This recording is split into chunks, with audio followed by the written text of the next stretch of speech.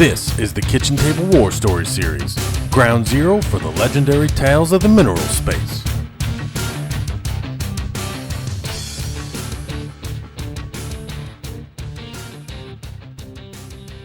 We had identified an individual that had some interest in West Virginia.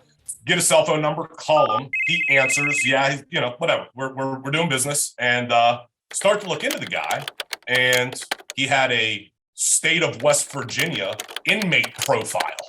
And we start to look at this guy, and it says that he should be in jail. And we're just like, this is freaking weird.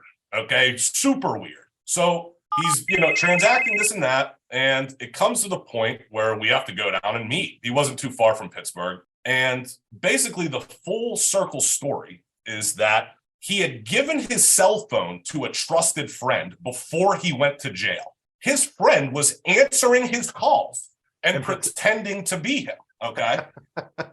And this is where it's like truly 1 in a billion. So when we still haven't figured this out, this is all after the very end. So we go down to meet this guy. Well, it's him. It's not his friend, it's him. Well, what happened here during COVID is so many of these county jails, got overpopulated that they would furlough well-behaved inmates to leave for extended periods of time to take the population in the facilities down. So he then admitted it when the money, people get a little bit more truthful in those instances when the money kind of gets a little bit more real, right? And he knew that I wasn't passing judgment because I'm trying to do the deal. And he had let me know that a close, trusted friend for quote unquote business matters has been talking to him and doing business, for lack of a better term, and that he got lucky and was considered good behavior furloughed, that he could actually do the deal. And then he went back to jail.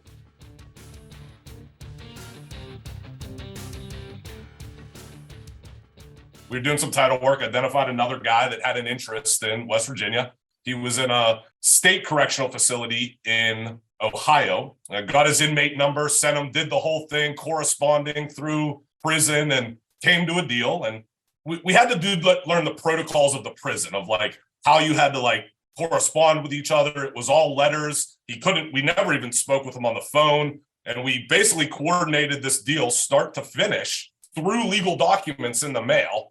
And he would return them. I'm sure that he would have guys that thought they were attorneys review them in there. He asked for changes. It was pretty wild, truthfully. The best part is the end though. So I guess luckily for him, through our due diligence period, he was getting his review for parole, which at his last parole review, he was granted.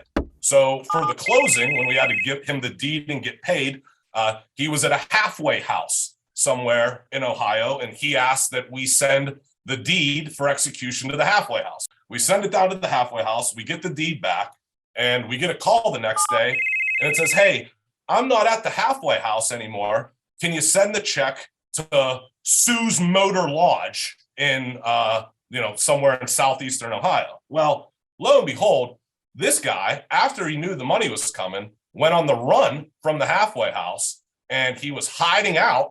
He had skipped parole, and he wanted the money sent to a hotel. I'm sure he was partying. Who knows what the hell happened, but that's the God's honest truth. Not rehabilitated, unfortunately, but it doesn't sound like it. Yeah, it doesn't sound like it.